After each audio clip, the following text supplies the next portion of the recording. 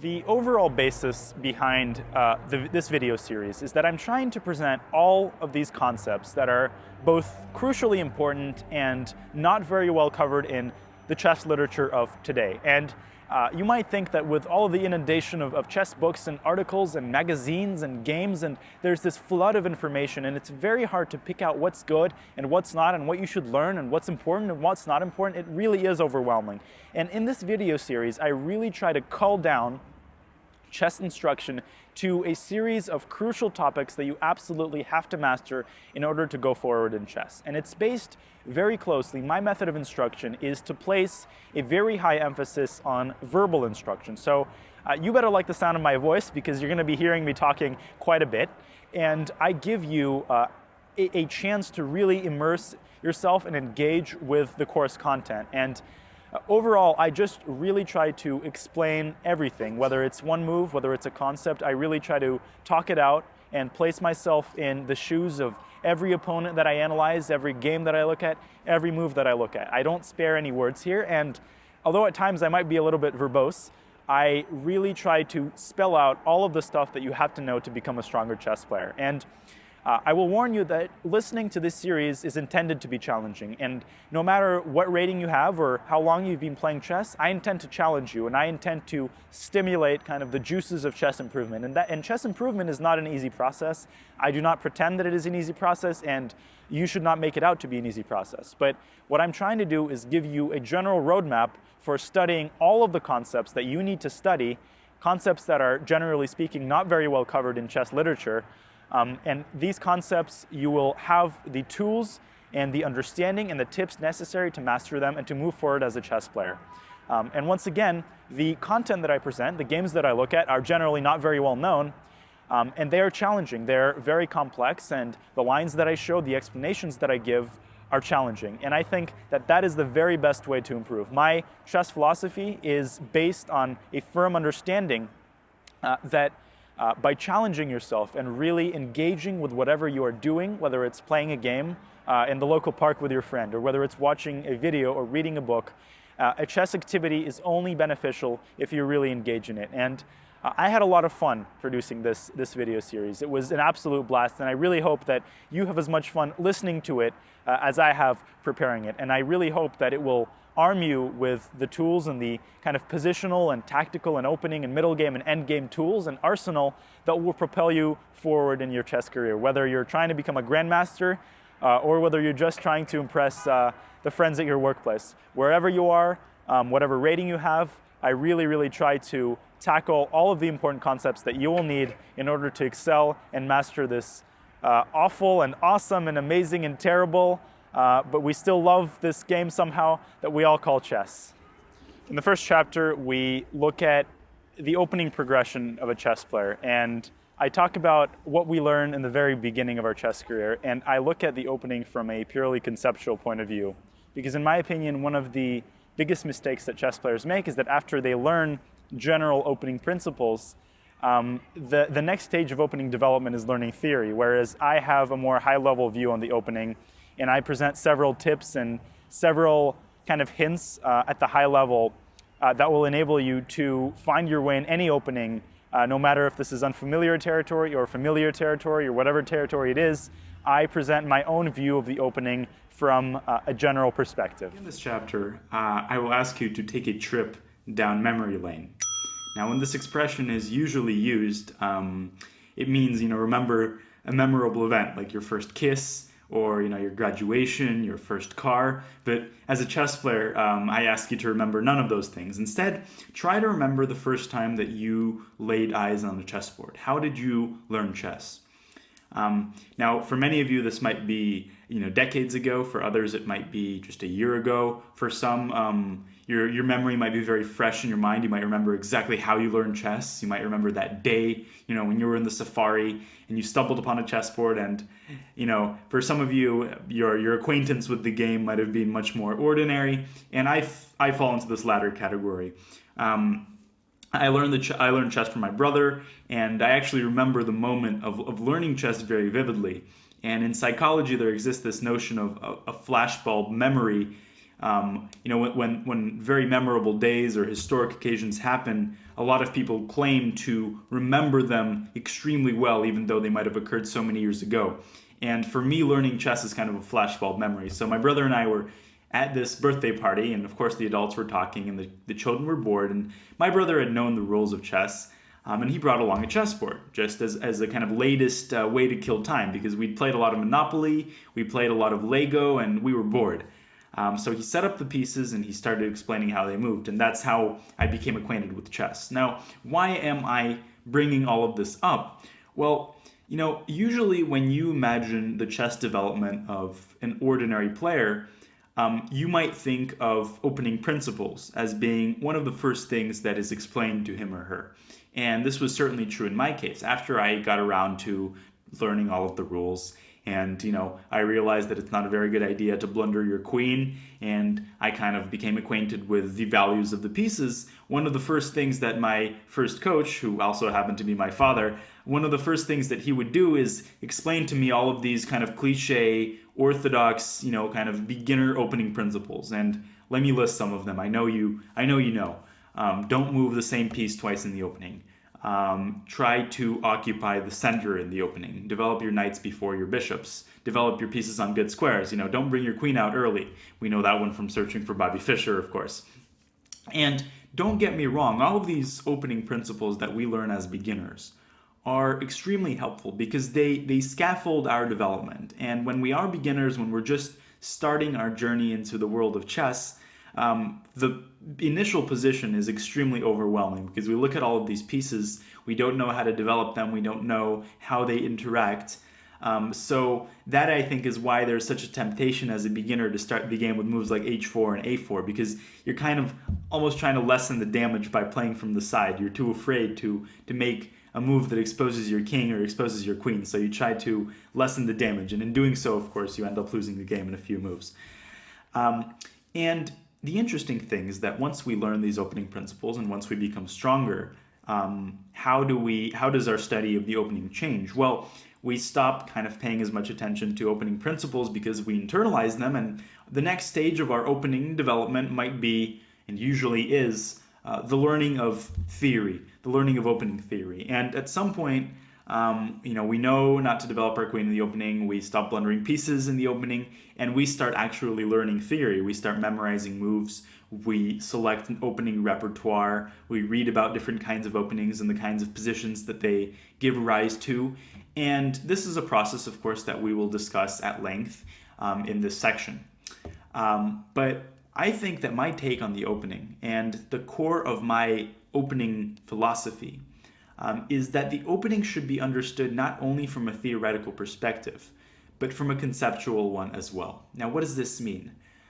What I mean is that regardless of your rating, or regardless of which openings you play, what opening repertoire you have, and how quote-unquote booked up you are, there are certain advanced opening principles, and opening principles that operate on a much higher level, and opening principles that are less well known than those cliche ones that we go through as beginners.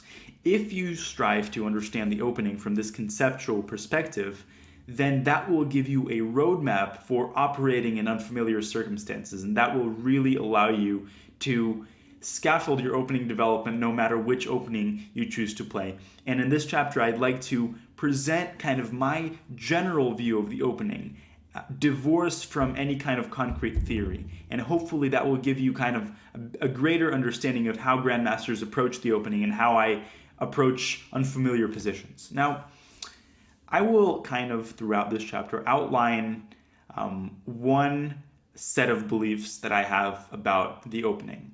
And if I were to summarize this set of beliefs, it is that whatever moves you make in the opening, no matter how you choose to develop your pieces and occupy the center, which is, of course, the two main goals of any opening, you have to do so based on what your opponent is doing.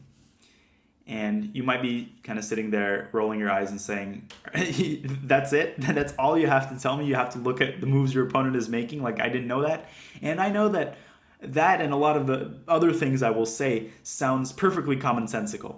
But hopefully the games that I will show will illustrate that it is in fact far from commonsensical. And I think one of the biggest mistakes that players generally make in the opening is that they kind of live in a vacuum, right? They make all of the moves that they think they should make given the opening that they play, and they don't change their plan, they don't change their approach based on what their opponent is doing. And to illustrate this and to give kind of some concrete form to all of the vague things I've said, I'd like to start by presenting one of my fondest memories of the opening and one of my fondest memories of chess in general. This is a game that I played in, I believe it was 2005. So many, many years ago. I was really, really tiny. Those were still the days when I required a cushion to actually sit on to see the board. And this game was played in the Far West Open in Reno, Nevada. And I was rated about 1800 at the time. And my opponent was also about 1800, a man by the name of Jeff Schroeder. And I remember this game quite vividly. It was a morning game. I was very sleepy. I still don't like getting up in the morning, but back then I was whining and throwing a tantrum every morning. So I came kind of half asleep, and my opponent comes in, perked up on coffee, very confident, extends his hand, says, "Hi, I'm Jeff. I'm going to kick the crap out of you." And that's when something inside me really activated. The juices of determination, the juices of competitiveness, begin to flow in my body. And that was when I knew, all right, I got to crush this guy. I got to show him who's the confident one here. And the game begins in rather conventional fashion, 1e4, c5, and I make the move c3. Now, in my youth, I played the Alapin almost exclusively, and I hope that this opening is familiar to you. If you're not a Sicilian player for either color, then the idea of this line should still be quite easy to understand. White is simply trying to control the center by playing d4. Now, of course, the open Sicilian and the main line is to play knight f3 in this position and followed by d4. The advantage of c3, especially at a kind of non-grandmaster level, is that it presents black with an immediate challenge, right? Black already has to deal with some kind of concrete threat. That threat is for white to play d4 and occupy the center. And if someone is not very familiar with how to play here with black, it's easy to kind of allow white to occupy the center and to get kind of a dubious position. And my opponent responds by playing e6. Now, this is a perfectly reasonable move. It's a move that I've made with black myself. Now, as you may know, I won't delve too deeply into a theoretical discussion. That's kind of beside the point here. But the two main moves in this position for black are the move knight f6, which clearly preempts d4. And the main line here continues e5, knight d5, and d4. And you get these very, very interesting positional types of battles. I was about to say positional positions, but that's, my English teacher would frown upon that. So you get these very complex positions, and generally speaking, black should have no trouble equalizing, but it's a type of position that I really enjoyed playing back when I played the Alapin. And the second main line here is to directly contest the center with d5. And the point here is that after e takes d5, queen takes d5, you probably know all of this if you play this line with either white or black. But the point is that white's played c3 ostensibly to occupy the center, but the drawback is that he's also taken the square away from the knight. So black can kind of afford to develop his queen early. And after d4, knight f6, similarly to knight f6, you get kind of very complex positions that have been analyzed and played for many years. So, if you play the Alapin, then it's a solid opening, and it gives white a lot of chances for an advantage. But if black knows what he's doing, he should have not too much trouble equalizing. Anyways, those are the two main lines, and my opponent plays a third popular move, which is e6. I respond, obviously, with d4. And here he makes kind of the first instructive mistake. He captures on d4. And generally speaking, I will take this opportunity to introduce another one of my guiding beliefs in the opening. And throughout my chess career, I have observed a certain tendency that really comes back to bite a lot of chess players. And this tendency occurs not only in the opening, but throughout the game, and I will refer to it quite frequently. And I will call this going with the flow. Now, what does going with the flow mean in real life? Well, it means it means what it means. It means, if everybody is doing something, you don't argue, you go with whatever everybody is doing. Now, on the chessboard, everybody just refers to your opponent because you're hopefully playing only one person. So going with the flow kind of means trusting your opponent, right? Making the move that he kind of wants you to make, making the obvious move without really putting too much thought into it. And that is exactly what my opponent does here. He captures on d4, it's kind of a reflex reaction, and it actually turns out to be a significant mistake. And I would encourage you here to pause the video, set this position up on your board, and think about why the move c takes d4 here might be a mistake, and which move would constitute an improvement. Now, as you might know if you play this line, and as you hopefully have figured out, the correct and theoretical move in this position is to play d5 immediately.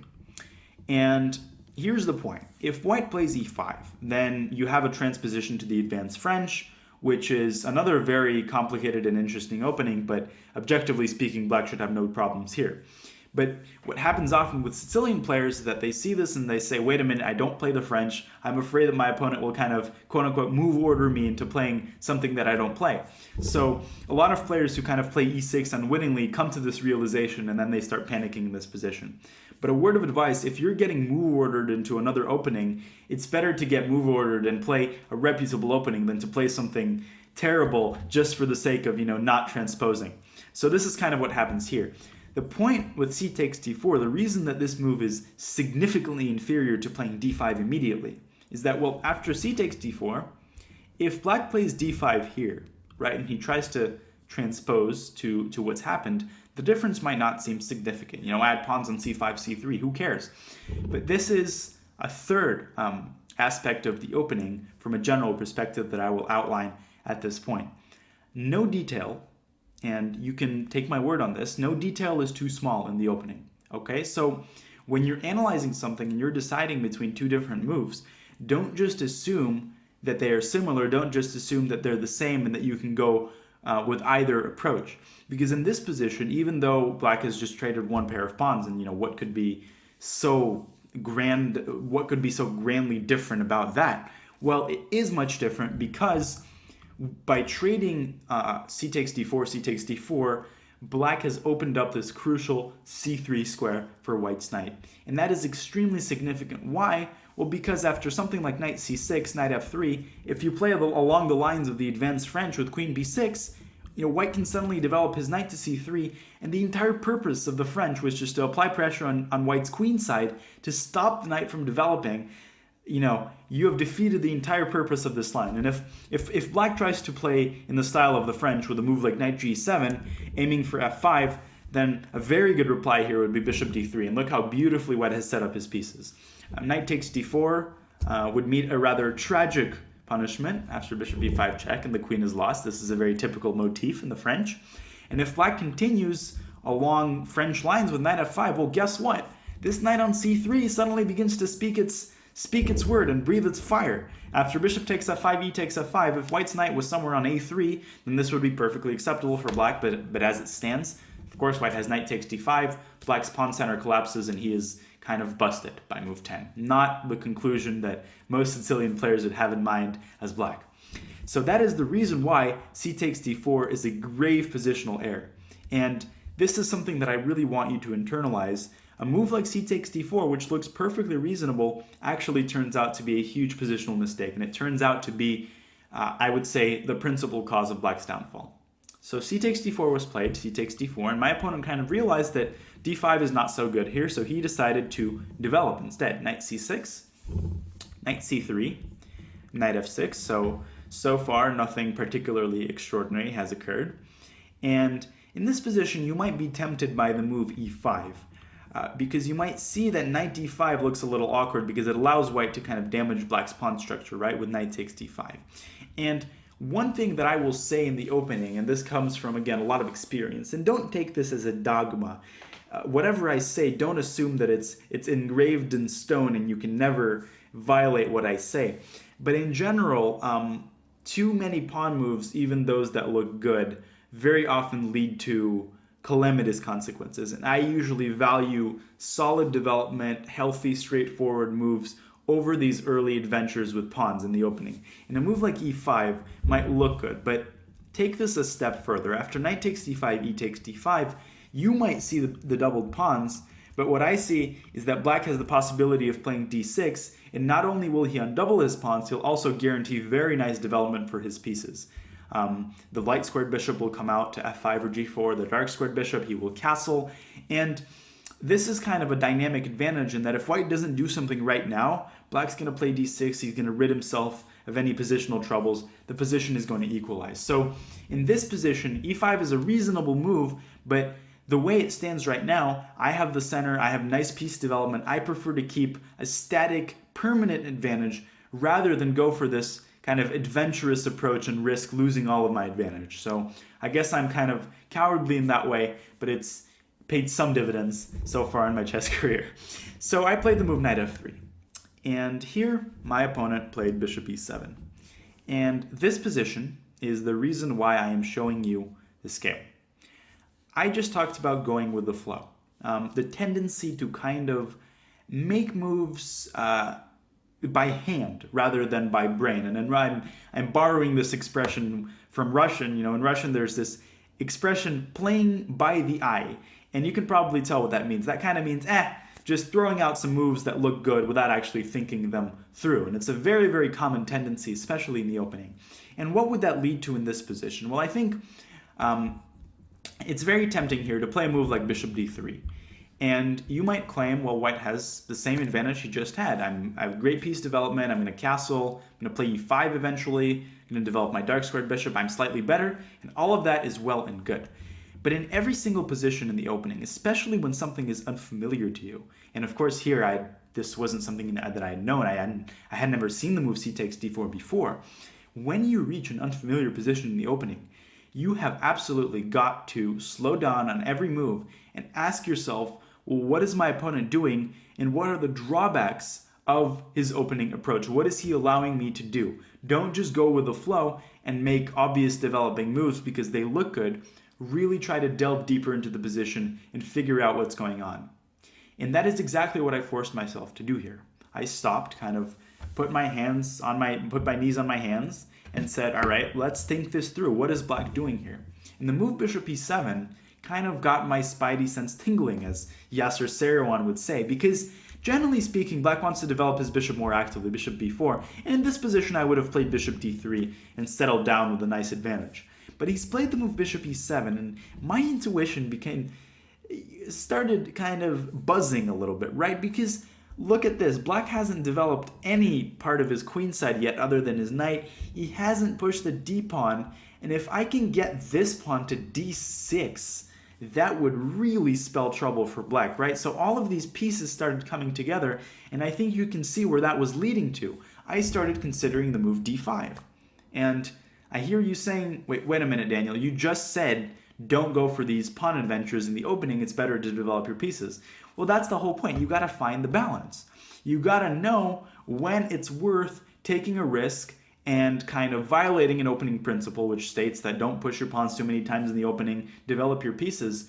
But concreteness, and I say this often, I will repeat this often, concrete thinking always transcends general principles. And this is very, very true, especially in the opening. When you see a move that's good and it kind of looks a little bit weird from a positional point of view, don't judge a move based on its appearance or based on how many principles it follows. Judge a move based on how good it is concretely within the framework of the particular position you have on the board, right? So in this position, the point is as follows. If black moves his knight somewhere to b4, then I'm going to follow up with a3. He's got to move his knight back to a6. If he tries some monkey business with queen a5, I can simply play bishop d2, and he's gotten himself into even more trouble than he was in, which is not a good thing because he's already in a lot of trouble. But if he plays knight a6, I'm going to follow up with d6, and this is utter calamity for black because he's got to move his bishop back to f8. I'm going to play e5, and this is a really, really sorry sight to behold. Black's position is in total shambles. It resembles the ruins of some Roman, some Roman Colosseum that's been devastated by foreign Spartan troops. Okay, that was a terrible analogy, but I think you get the point. Black can basically resign here. And the funny thing is, if he moves us back to g8, he's basically setting his pieces back up, which is rather fitting because that is what he's going to do in just a few more moves. I can even, if I want to rub it in, probably the computer will suggest a move like knight g5 to be winning immediately, but I can even just develop my pieces, right? Bishop e2, and black has no moves. He's completely paralyzed, which is, again, a rather unfortunate state.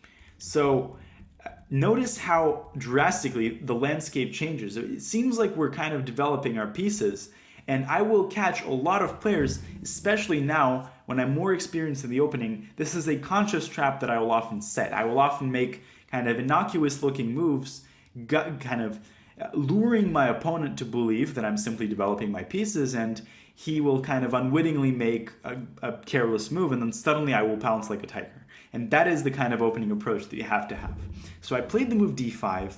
My opponent took on d5, I took back, and here he played knight b4, and he has an idea in mind. Now if I play a3, and once again, I will take this opportunity to mention, I could have very easily played a3 automatically, kind of played it with my hand, right? Because a3 worked. a3 worked in this position, so why won't it work in this position? But this is at the heart of my opening philosophy. You have to realize how one situation changes from another. And in this position, black has a literally, I don't know why I said literally, I wanted to say really. Black has a really annoying move in queen a5. And the difference here is that bishop d2 is no longer possible. Why not? Because black can simply take on d5. Earlier, if you remember, there was a pawn on e4 and I could have simply taken the knight. Here, the story is not so simple. White has to play d6. Black can tuck his bishop away on d8. Of course, white is clearly better here, but I wasn't very satisfied because black is threatening to castle, and if he castles, then he's slowly going to begin to entangle, whereas if I give a check on e2, then black can move his king. He's much worse, but he's still somehow surviving, so I wasn't particularly satisfied with this. Now I ask myself, well, what else can I think of here? If a3 doesn't work, then why can't I play d6 immediately? Especially because, once again, asking ourselves how the situation has changed, now if black plays bishop f8, I have a devastating check on e2, and you don't get to deliver a check like this very often. With all of the pieces on the board, black can't even cover the check up. He has to move the bishop back to e7, and that would be, well, very sad. I think he would prefer to resign instead. So with bishop f8 not possible, black has to resort to bishop takes d6. He has no other choice.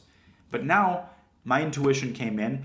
I captured on d6. I didn't even calculate anything, because just look at this position. Knight c2 check. My opponent triumphantly captured the rook on a1, but I simply played the move bishop c4. And the game is absolutely over here. And this is what I will stress throughout my series, is that you have to seamlessly interweave calculation with intuition. And during my discussion of intuition, of course, I will address this in a lot more depth.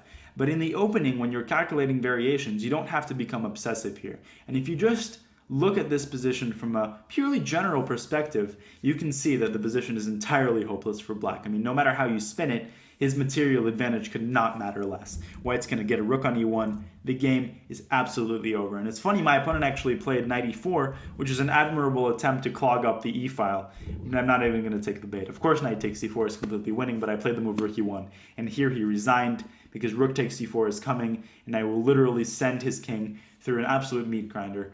That was not in his plans for the morning. So he took another sip of his coffee and extended his hand. So yeah, a 13-move game, and generally, when I see these types of games in chess books or videos or whatever, my first reaction is to complain and say, wait a minute, this is a very one-sided affair. My opponents aren't so dumb. My opponents aren't so bad. And clearly, my opponent is a very competent club player, don't get me wrong, but it was clearly just not his day. And you might say, well, this is very one-sided. How does it help me in my more complicated games? How does it help me against stronger opponents? Well, what I'll say to that is that this game is not as one-sided as it might appear, because this mistake of kind of going with the flow and not paying attention to what your opponent is doing is incredibly common. And it's something that occurs at every level, and it's something that I feast on when I play a lot of players. I might get them into unfamiliar territory. I might lure them into making these careless kind of go with the flow moves, and then I will pounce with a move like d5. This happens a lot more often than you might think, and if you are consciously aware of what your opponent is doing and you put concrete considerations over these general principles, then you will find yourself reaping a lot of the rewards. Now, hopefully that makes some sense to you. And now I want to segue into kind of the second set of beliefs that guide my opening development. If the first is not going with the flow and always paying attention to what my opponent is doing and always putting concrete calculations and considerations over and above general principles, then the second kind of general philosophical idea that guides my opening play is to always watch for the interaction of central control with pawns and central control with pieces. And again, I realize that that sounds rather vague, and I will illustrate this with another one of my games. But first, let me kind of briefly set the stage for you here. Aaron Nimzowitsch, you might have heard that name thrown out before on a few occasions, author of my system, kind of the father of modern positional chess. He really, really was obsessed with the opening, and he was obsessed with outlining general principles. And, you know, the great world champion Tigran Petrosian once said that he literally slept with my system on it as his pillow. Now that is kind of, I think that might be apocryphal. I'm not sure he actually had my system under his bed. That would be a little bit weird, especially because his wife probably complained. That's not what she really signed up for. You know, she wanted Petrosian, not his favorite book. But the thing about my system is I'm not a big fan of overgeneralizing, right? I'm not a big fan of creating all of these sets of general principles because chess is a very concrete game. You can't cast everything into these general rules. But with that being said, I think Nimzowitsch really hit the spot with one thing, and that is you can't claim for certain that controlling the center with pawns is good, and you can't claim for certain that controlling the center with pieces is good. Every position is different, and in every position, you have to watch for how your opponent's pawns and pieces interact to control the center, and you have to base your own approach to occupying the center on your opponent's plan. And notice how my two philosophies kind of interweave here. You watch for what your opponent is doing, and you base your central strategy on his or her development, and that will really allow you to create a coherent and effective opening approach. Now, once again, all of this sounds very vague, and hopefully that does strike some kind of a chord in you. And now I will illustrate with a more concrete example. And the game that I will show now, if of course I can find it somewhere, there it is. The game that I will show now is a battle between myself and the young and very, very talented chess player Caden Trove. Now, Caden is now a grandmaster, and he's very, very high up on the Boy Scout ladder. So he's, I think, one of the only individuals to hold such high positions in these two dignified areas of life. So kudos to Caden and everything that he has achieved. And in addition to being an excellent chess player, he's a delightful young man, and I'm proud to call him my friend. I've spent many evenings playing feverish blitz with him, and really an amazing person. So this game that we played was played in the 2011 U.S. Junior Championship, which is U.S. Championship under 20 years of age in St. Louis, the chess capital of the world. How fitting. Now, I played in the U.S. Junior, I think, on 3 separate occasions, and 2 of them really went terribly for me. And this was one of those that did not go my way. I started off perfectly. I played Caden in this game in round 3, and I guess I've given away that I won this game, but you probably knew that because I will never ever show a game that I lost, ever.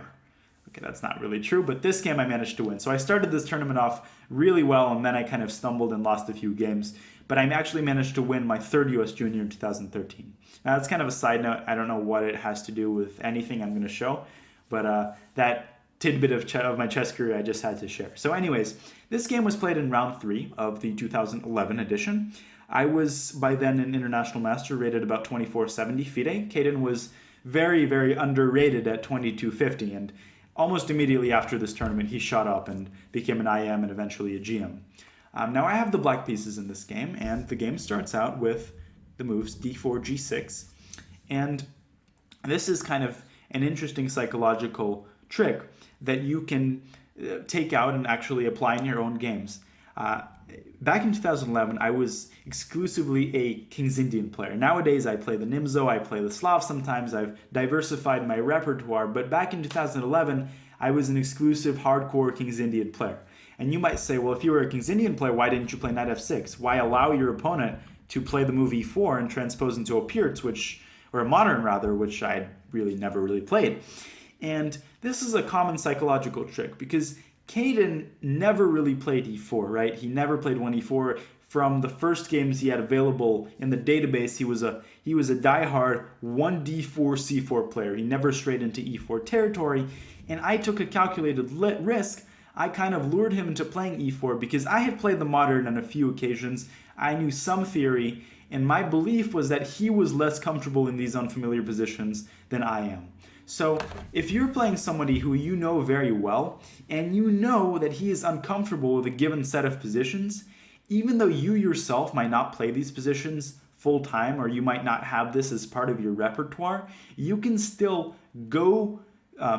actually play that and try to lure your opponent into something that he's less comfortable with, especially if you are more comfortable in unfamiliar territory than he is. So this is exactly what I was trying to do here. Now, of course, Caden would not budge. He played the move c4, and despite all of this psychological tomfoolery, we transposed into the King's Indian with e4, knight f6, and f4. And this is, of course, the fearsome 4 pawns attack, which Caden was playing exclusively back in 2011. Now, as you might know if you're a King's Indian player, and as I will tell you if you're not, the main line of the King's Indian, kind of the classical old main line that has been studied and played for so many years, is of course knight f3 and bishop e2. Now black plays e5, white castles, and at this point there are several knight moves. There's knight bd7, but the main line is knight c6, d5, knight e7, and we get this position that I'm sure you've seen before. It occurs very frequently in high-level chess. You get this amazing contest between white, who's trying to ravage black on the queen side, and black, who's trying to checkmate white on the king side. Really fascinating stuff. And the King's Indian is an extremely complex opening, highly recommended for any type of player. So even if you're very positional and you don't like tactics, you can find something to your liking in the King's Indian for both colors. So it's an opening that I greatly enjoy playing, and nowadays when people are preparing for me much more seriously than they used to, I just have to diversify. So King's Indian players out there, I apologize with all of my heart. I'm sorry, but King's Indian is and always will be near and dear to my heart.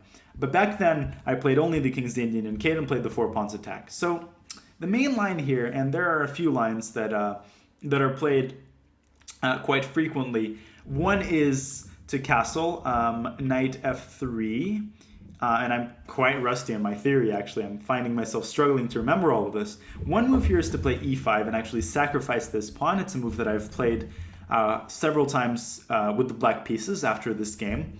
The main line, I think the most popular move, is to play c5 in this position, kind of transposing to a Benoni type of structure. Now, why is this logical? Well, I think you can kind of guess. White has taken a huge bite of the cake by occupying the center, and we will tackle this in a lot more depth soon enough. But he's taken a huge bite of the cake, and what you want to do is, well, trying to continue this analogy, and I'm kind of failing, but you want to really open up the center as fast as you can and exploit White's flimsy pawn center. So this is one of the main lines of the Benoni. And here White can take on e6, White can play bishop e2, White can play bishop d3, so tons and tons of moves here in a very complicated position. So this is the main line of the 4 pawns attack. But a few months before this game was played in the US Junior, I had the honor of taking part in the US Closed Championship, overall US Championship. And in round 2, I think, I was witness to a game between 2 grandmasters, Varuzha Nakobian and Yuri Shulman, who are, of course, very strong, and they played into the same line. I think Shulman was black, and Nakobian played the 4 pawns attack, and Shulman made a move that I'd never seen before. He made the move bishop to g4 in this position. Now, this is extremely rare because by then I had played the King's Indian for many years, and there weren't a lot of lines, even rare lines, that I'd never seen before. And as someone who does not have a very good memory for opening theory and who likes surprise weapons, this caught my eye because, well, guess what? I play the King's Indian, I want to repeat this someday, and if somebody as reputable as Yuri Shulman plays a line, that means this line is no joke. That means this line actually contains some poison. And in preparation for my game against Caden, I actually analyzed this move. Now, what is the idea? And I will take this opportunity to kind of give more concrete form to what I was talking about before beginning this game. it's important in this position to realize what's going on, kind of do a big picture analysis. Now, this does not have to be very profound. You can just make some obvious observations about who's occupying the center, with what, and what you want to do about it. Well, I think it's rather obvious, even visually speaking, that white is the one who is occupying the center with his pawns. And nominally speaking, white is the one who has an advantage, if you will, in the center, right? White is the one who is putting the foot on the gas pedal. He is the one who is occupying the center with his pawns. Now, what does that mean as black? Well, that simply means that if you develop along normal lines, if you make a move in this position like castles, knight f3, and now you're going to develop as if nothing has occurred, guess what? You're going to end up in a lot of trouble because you have done absolutely nothing as of yet to contest the center. And if you allow white to consolidate with a move like bishop e2, followed by castles, followed eventually by e4, e5, well, black doesn't have anything to show for it, and white has an extremely powerful pawn center.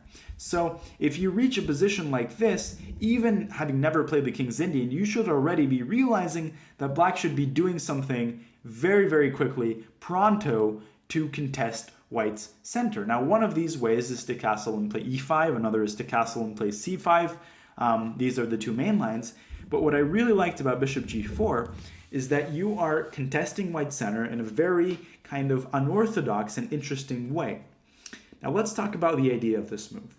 What is white's most tempting move here? Well, I would say it's knight f3, right? You play, you develop a piece, and you kill two birds with one stone by blocking the attack on white's queen. And the idea here is that black takes on f3. Well, white really has to take back with the queen, right? He doesn't want to cripple his pawn structure, and now you make the move knight c6. And I think that this is one of the most misunderstood and underestimated ways of approaching the center. When you think of contesting the center, you think of moves like c5 or e5, right, or d5, pawn breaks. But I think a lot of players underestimate how powerful piece pressure against the center can be, especially in a position like this when white has, again, taken such a huge bite of the cake. Black develops his pieces, he applies very, very precise and immediate pressure on white's center, and then when an opportunity presents itself, he strikes with the pawn, and that is what lends so much strength to his pressure. Now in this position, white has really two moves. He can push the pawn with d5, but that allows the knight to occupy a very comfortable square on d4. Let's say the queen drops back to d1. Now, black has several tempting moves here. As a King's Indian player, I would prefer the move e5, cementing the knight on d4, and really posing white with several challenges. If he takes on Passan, I'm going to take back with the knight, then later this knight is going to reroute to c5, and I'm going to apply immediate pressure on white's e4 pawn. Now, if he doesn't take on Passan, then the knight is going to stay on d4 and really be a pain in the neck for white. So this is really, really good for black, and d5 is therefore not a real problem, which leaves bishop e3, and this might seem very reasonable. Now, if black tries to continue pressuring the center with knight d7, white has a very strong reply in e5, shutting down the bishop. But guess what? Now is when it's time to strike in the center with e5. You've prepared it by developing the knight to c6. Now you strike in the center, and if white plays along normal lines, then you're going to establish a knight on d4. And this is actually a lot of trouble for white already, because if he takes on d4, then you got the splinter on d4. It's like a splinter right in someone's leg. And if white plays knight e2, black's going to play knight d7, then this knight gets to e5, and this is really, really nasty stuff for white. Now, once again, we reach a similar situation. If he does not take on d4, and let's say he drops his queen back to d1, then black can coolly rebuff it with knight d7, or he can even castle. And the knight is untouchable. Why? Because black has a very typical motif in knight takes c4. Queen takes c4, and tragedy strikes in the country with rook e8. Yeah, I'm not implying anything about the election there. I'm like no election jokes. As I said, that topic is strictly taboo. I did not just make an insinuation about the election. Not at all. So e5, anyway, is the way to go here. And this idea really attracted me because it's very easy for white to kind of play knight f3, once again go with the flow, and let black attack the center in this way. And I think this is what Nimzowitsch really was getting to, is that playing with pawns is not the only way of occupying the center. When you have a position like this, then if you look at mathematically speaking, if you look at all of white's pawns, and I don't know why I colored this one green, let me color this one red as well. That gave me a bout of OCD. If you look at the position kind of nominally mathematically, then yes, white has a huge central superiority. But if you look at the position more deeply, you can see that white is actually in a lot of trouble because his center is so unprotected that he is literally setting himself up for some kind of pawn strike like e5, and that is exactly what occurs. Now, Caden did not play knight f3, and the correct move in this position is to very calmly parry this attack with bishop e2. And the idea is that after bishop takes e2, knight g takes e2, in difference to the previous line with queen being on f3, now the queen is on d1, the knight is on e2, and at least white is lending some support to his pawn center. Now, I would say that the trade of light-squared bishops still kind of favors black because white's bishop is generally very well placed on a square like e2 or d3. It lends a lot of support to his center. And after, for examples, I just invented a new term. For example, castle, castle. Now black can play something like c5, and the computer evaluates this position after d5 as slightly better for white. But remember that chess computers generally tend to overestimate or put a lot of emphasis, rather, on a space advantage. And after e6, I like black's chances. I'll take on d5 and I'll have typical Benoni counterplay. And in the Benoni, it's usually a very good idea to exchange light-squared bishops. So I like this position, and this is something that would have probably occurred had Caden played bishop e2. But instead, after about 5 minutes of thought, Caden played a very logical move, queen b3. And it's something I did not consider in my preparation, so this was, once again, entirely new territory for me. And this is where my first main guiding principle comes to life. What is kind of the go with the flow approach here? Well, the go with the flow approach is to think, all right, he's attacking my b7 pawn. I don't want to let him take on b7. So let's play something like queen c8. Let's defend the pawn, and then let's play c5, and let's continue in normal style. Well, this approach pays absolutely no dividends, especially in this case when white has a very, very nasty move in f5. And even if white were to develop, this is not ideal for black. But the move f5 is really, really annoying because after e takes f5, or rather g takes f5, h3, bishop h5, e takes f5, it suddenly turns out that black can basically not save his bishop. White is threatening g4. Now the pawn on f5 is actually untouchable because of the move queen takes b7, which ironically we tried so hard to prevent. And this would spell a lot of trouble for black. And this is why really going with the flow is such a bad idea. Another example of going with the flow would be to play bishop c8 in this position and kind of dully defend the pawn.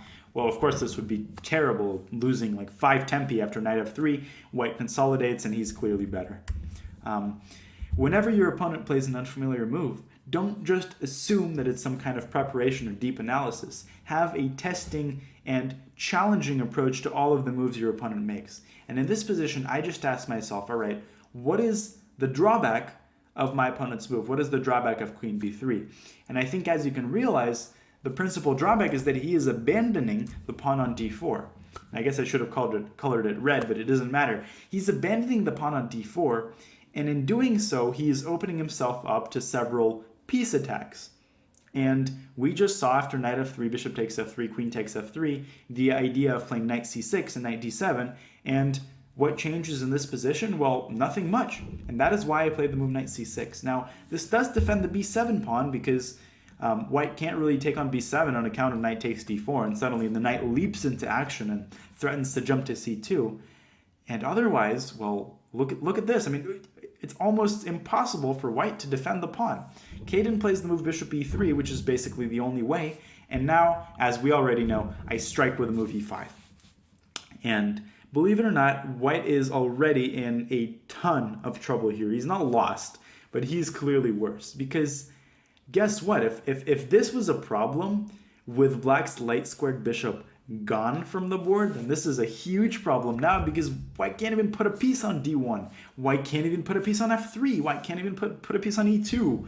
So this is really, really bad. And if white tries to play d5 here, which probably would have been the lesser evil, this is probably what Caden should have played in this position, then still this is not exactly pleasant after knight d4. And if white plays queen a4 check and he tries to get a breath of fresh air, then after bishop d7, queen d1, Black continues to fire with knight g4, and if bishop takes d4, then e takes d4, and you've got yourself big trouble for white. So white has to drop his bishop back, and he can survive, but this is really nasty stuff, right? Okay, so with d5 basically impossible, white is almost out of options, and Caden should have played something like d5, or maybe d takes c5, but instead he decides to pick up the gauntlet and take on b7. And this is where calculation and concrete play has to come to the aid of intuition, right? My my gut choice here was to take on d4 with the knight, but somehow I didn't think this was as convincing after something like bishop takes d4 and knight b5. It leads to some unintentional, unintended complications. I wanted to try and avoid these complications, which is why, after a bit of thought, and I would encourage you to kind of pause the video here and try to find the move I made, it's not particularly complicated. The move I made was e takes d4. And it suddenly turns out that queen takes c6 is basically suicidal after bishop d7. Queen has to drop back to b7. I'm going to take on e3. And this diagonal is going to spell absolute, total, complete disaster for white. So this is rather a depressing sight, and really it bears no more calculation. You don't need any more calculation here. It's obvious that white's going to lose in a matter of moves. So with queen takes c6 impossible, Caden made really the only available move, knight b5. And now, once again, I think some players fall into the trap here of they would kind of go with the flow with a move like d takes c3, because this looks very tempting, right? It looks very tempting to go into all of these complications, and maybe you want to take on d4, take on a8 rather, and put a knight on d4. But my answer to you, especially because rook c1 is not clear at all, but why bother yourself with all of these brilliancy prize seeking moves when you can simply castle? And that nothing beats a development advantage of this size. I mean, white can't even castle long if he tried because of this bishop on g4. So essentially, white is completely busted here. And if he takes on d4 with his knight, you can basically play with your hand. Knight takes d4 and knight takes c4. And after bishop takes g7, I don't even have to take back. And I can play rook e8, and white is entirely busted. That king on e1 is just, he is just feeling so bad right now. And I'm going to come at him from all sides. If not from the e-file, then from this diagonal with queen h4. So this is just absolutely horrific stuff for white. Caden took on c6. I took on e3. He dropped his knight back to c3. I mean, there's nothing else left to do because of how gaping this diagonal, this long diagonal is. And here is when the fun begins. I played the move rook b8. Of course, b3 is totally unfeasible because of knight takes c4. Caden played bishop b2, and I'll go through the remainder of the game very quickly, in part because I want to have some mercy on Caden here. I know that this was not one of his best moments. Rook takes b2. He finally was able to castle long, but now the queen comes to the rescue with queen b8. Caden tries to chase my bishop away with h3, and now I simply took on e4. And in case you're wondering, I didn't do any calculating here, because no calculating is necessary. Just look at this position and look at how many threats there are. Who cares about sacrificing one piece when everything is collapsing like this? And after knight takes c4, of course, queen takes c4, bishop takes c3 would be equivalently bad. After knight takes c4, I would encourage you to, once again, pause, take 5 minutes, and try to actually calculate it out to mate.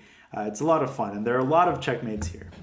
And again, I'll emphasize that there's no need to calculate moves like rook c2 check. I mean, even though you might win the brilliancy prize, I prefer winning a game over losing the game pursuing the brilliancy prize. So I made the simple move rook b1 check, queen b2 check, and now I found maybe not the fastest mate, but definitely the simplest one, queen a3 check. Now if the king goes back to c2, then of course this is mate in 2. Or is it? I probably made in 3 rather. Caden played knight c3 out of desperation, but now I simply played f5.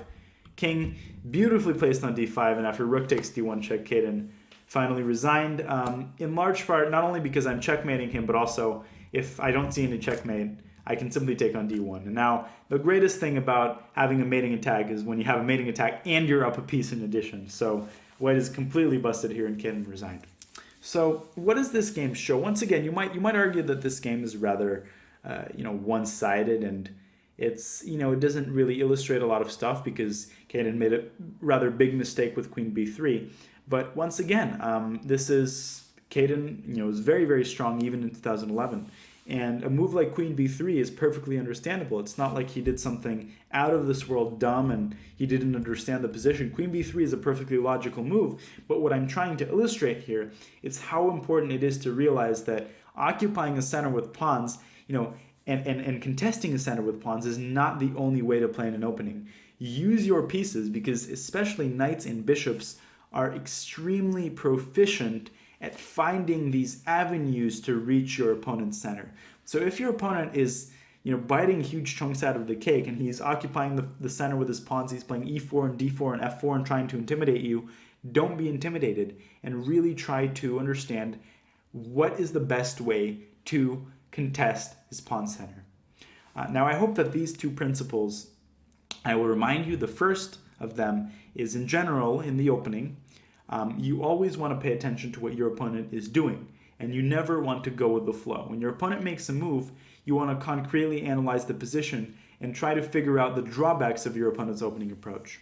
And the second kind of basic tenet is that remember that playing, the conventional method of occupying a center is playing d4 and e4 and c4. That's how we learn when we're beginners. But the more advanced we are, the more we have to realize that playing with pieces and occupying a center with pieces can be just as effective, if not much more effective, than kind of occupying it in straightforward fashion with pawns.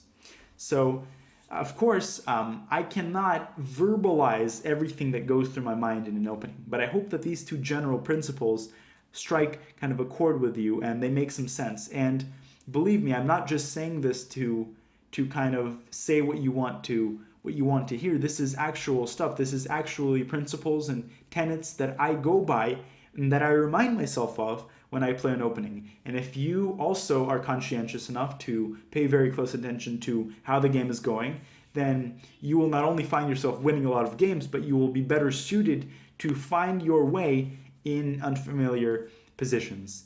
And I wish you luck applying both of these principles and using them to formulate your own philosophical and general vision of how to play the opening.